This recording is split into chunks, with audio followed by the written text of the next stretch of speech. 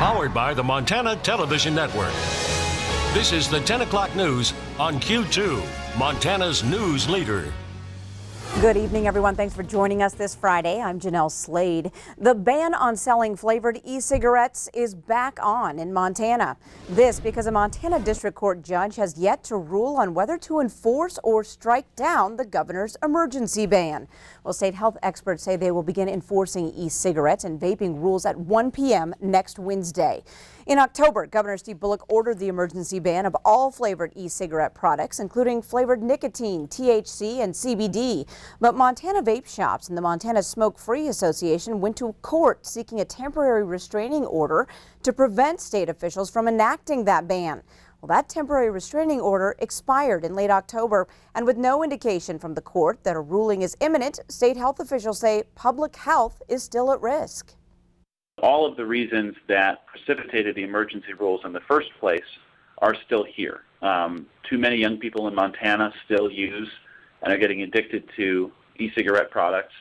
And we actually had 5 additional cases of e-cigarette injury come about since the beginning of the litigation. So with those sort of public health demands, the state felt it was essential to act and protect people that are in the path of this epidemic. And the Centers for Disease Control and Prevention says there are more than 2,400 cases of e-vaping related illnesses across the nation. At least 7 of those cases are here in Montana. Well, President Trump could be just days away from making history. 2 articles of impeachment were voted out of the Judiciary Committee today and are headed to a vote on the Senate floor. Skylar Henry reports from Capitol Hill. At a White House visit with the leader of Paraguay, President Trump warned Democrats are setting a dangerous precedent. Someday there'll be a Democrat president and there'll be a Republican House, and I suspect they're going to remember it. The president's team appears to be gearing up for a trial in the Senate. Mr. Trump's personal attorney, Rudy Giuliani, was at the White House this morning, shortly after the House Judiciary Committee voted down party lines to send 2 impeachment charges to the House floor. The first for abuse of power, the second, obstruction of Congress. If we let the president get away with this misconduct, it means that every president for all time will be able to bring foreign powers into our elections. The full House vote to impeach the president could take place as early as next Wednesday. Democratic House leaders expect a few defections from moderate members in vulnerable swing districts, but they expect they have the votes they need to pass. If that happens, it'll go to the Senate for a trial early next year. On Fox News last night, Senate Majority Leader Mitch McConnell said there's 0 chance the president will be removed from office. And everything I do during this, I'm coordinating with White House counsel. There will be no difference between the president's position and our position as to how to handle this. Democrats, including Congresswoman Pramila Jayapal, pushed back on Republicans' plans, urging Americans to call their senators and demand a fair trial. Not a fixed trial where the foreman of the jury, Mitch McConnell, the guy that decides all the rules, is actually going to coordinate with the defendant. President Trump has said he wants to call witnesses in the trial, but Republicans are split on whether that's a good idea. Skylar Henry, CBS News, Capitol Hill. And Senate Majority Leader Mitch McConnell said today that Democrats in the Senate also coordinated with President Clinton during his impeachment trial.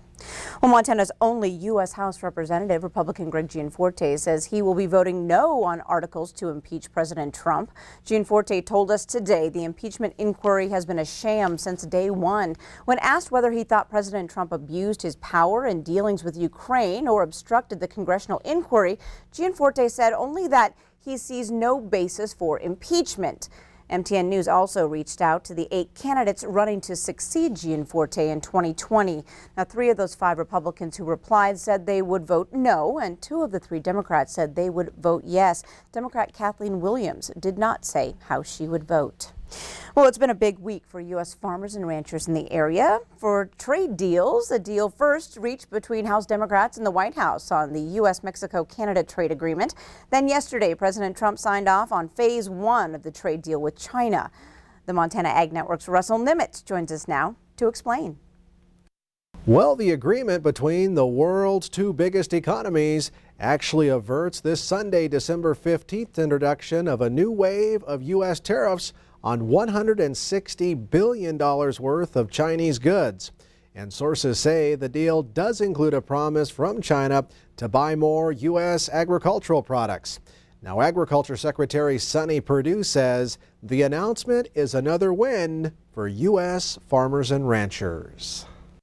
Well, I know the numbers that have been discussed really is in the $40 to $50 billion range, which when you think about the scale, that's double what's ever happened before. So that is a significant number. It'll be a real bonanza if we can trust China to do what they say they'll do.